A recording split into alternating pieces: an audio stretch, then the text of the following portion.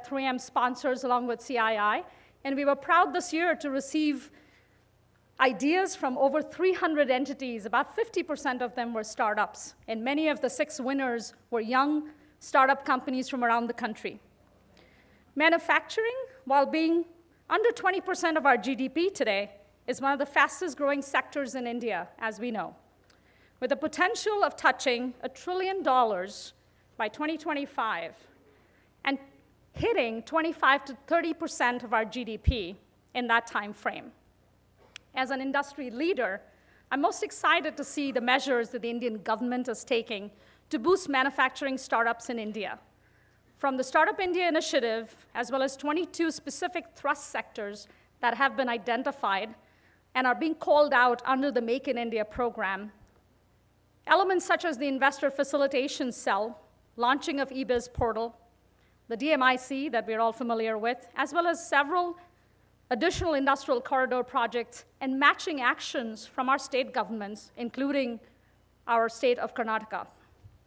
The Niti Aayog is now also looking at sector-specific packages that are expanding from their success in the textile sector to electrical and electronics engineering, footwear and light manufacturing segments, specifically looking at large employment opportunities for our country, as well as areas that are foundational to our growth as a country longer term. As a multinational company deeply rooted in India for over 30 years, I've been here for 20 years, and my journey started in Bangalore with 3M India. Our manufacturing footprint today spans 3 states, 4 manufacturing sites, and a journey that began for 3M right here in Karnataka. So from our side, we're obviously deeply indebted to the government here, as well as the central government that's helping us get to a very friendly investment climate.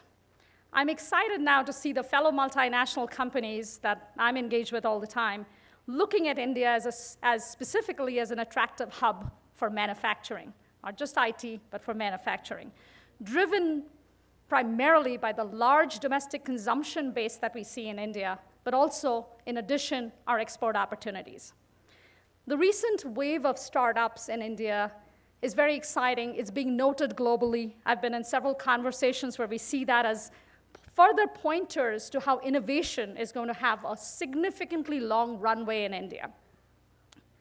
We're also seeing the difference and change in the value that society places on entrepreneurship versus the promise of a steady lifetime employment.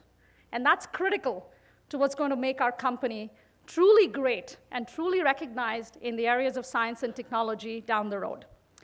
The propensity to embrace risk, drive innovative thinking, and truly deliver meaningful value to customers, to the citizens of our country, is what has been behind the building of other leading nations, such as US and Germany.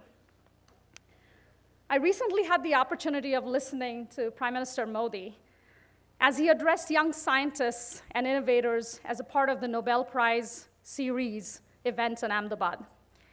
He exhorted our young nation to be bold, to use science to solve our own problems, and he put that challenge in front of all of us, and to keep the spirit of entrepreneurship alive.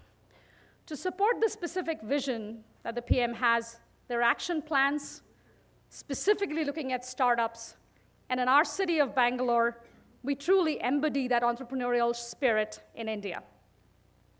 I'm sure that this conference will add great value to all of you in the room, as well as stakeholders who are in here or not here. We are involved in the process of manufacturing, and in the area of the longer-term growth of our country, this is going to be truly the cornerstone of what's going to help us thrive and help us grow as a nation. Thank you for coming together today for this conference in our very own Karnataka, our very own Bangalore. Welcome once again, and I look forward to what this session has in store for us. Thank you.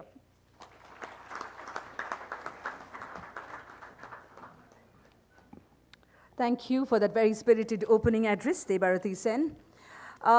It's indeed a great time to be in the sector. And I now invite Udayan Malhotra, Managing Director and CEO, Dynamatic Technologies Limited, to deliver the keynote address.